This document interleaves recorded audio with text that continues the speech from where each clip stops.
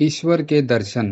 एक समय मोची का काम करने वाले व्यक्ति को रात में भगवान ने सपने में दर्शन दिए और कहा कि कल सुबह मैं तुमसे मिलने तुम्हारी दुकान पर आऊंगा।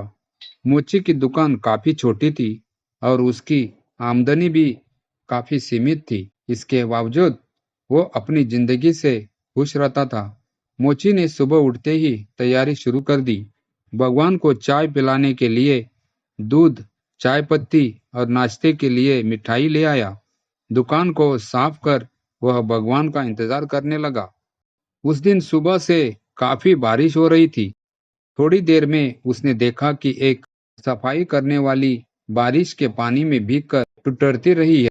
मोची को उसके ऊपर बड़ी दया आई और भगवान के लिए लाए गए दूध से उसको चाय बनाकर पिलाई। दिन गुजरने लगा। दोपहर 12 बजे एक महिला बच्चे को लेकर आई और कहा, मेरा बच्चा भूखा है, इसलिए पीने के लिए दूध चाहिए। मोची ने सारा दूध उस बच्चे को पीने के लिए दे दिया। इस तरह से शाम के 4 बज गए। मोची दिन भर बड़ी बेसब्री से भगवान का इंतजार करता रहा। तभी एक बूढ़ा आदमी जो चलने से लाचार था कहा कि मैं भूखा हूँ, अगर कुछ खाने को मिल जाए तो बड़ी मेहरबानी होगी। मोची ने उसकी बेबसी को समझते हुए मिठाई उसको दे दी। इस तरह से दिन बीत गया और रात हो गई। रात होते ही मोची के सब्र का बांध टूट गया और वह भगवान को उलाहना देते हुए बोला कि वाह रे भगवान, सुबह से रात कर दी। मैंने तेरा इंतजार किया, पर आप वादा करने के बावजूद भी नहीं आए। क्या मैं गरीब ही आपको बेवकूफ बनाने के लिए मिला था?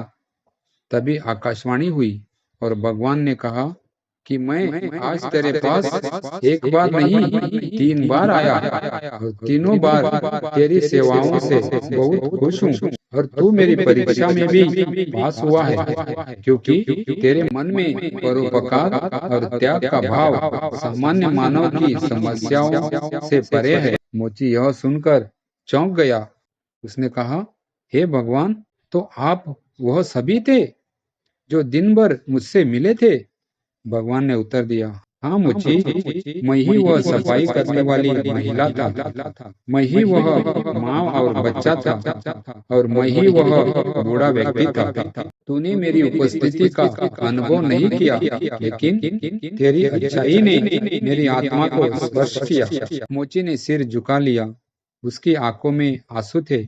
भगवान ने उसे समझाया, देखो, जीवन में सेवा का असली मतलब केवल दिखावा नहीं है। सही समय पर सही तरीके से बिना किसी स्वार्थ के मदद करना ही असली पूजा है। जो लोग दूसरों की मदद करते हैं, उनका दिल मेरे पास पहुंचता है। भगवान की यह बातें मोची के दिल में बस गई। उसने समझा कि असली पुण्य किसी महान कर्म में नहीं है, बल्कि सरल और निस्वार्थ सेवा में छिपा होता है। इस दिन से मोची ने अपनी दुकान में न केवल जूते बनाए, बल्कि हर दिन उन लोगों की मदद भी की जो उसकी सहायता के पात्र थे। उसकी दुकान अब पहले से कहीं अधिक खुशहाल हो गई और उसकी जिंदगी में भी एक नया अध्याय शुरू हुआ, जहां वह सिर्फ भगवान के दर्शन नहीं करता था, बल्कि हर दिन हर किसी में भगवान को देखने की कोशिश करता था। तो दोस्तों, आपको ये कहानी कैसी लगी कमेंट करके जरूर बताइए। कहानी अच्छी लगी हो तो प्लीज वीडियो को लाइक करें, शेयर करें और हमारे चैनल कहानी कुंज वॉइस को सब्सक्राइब जरूर करें। Thank you.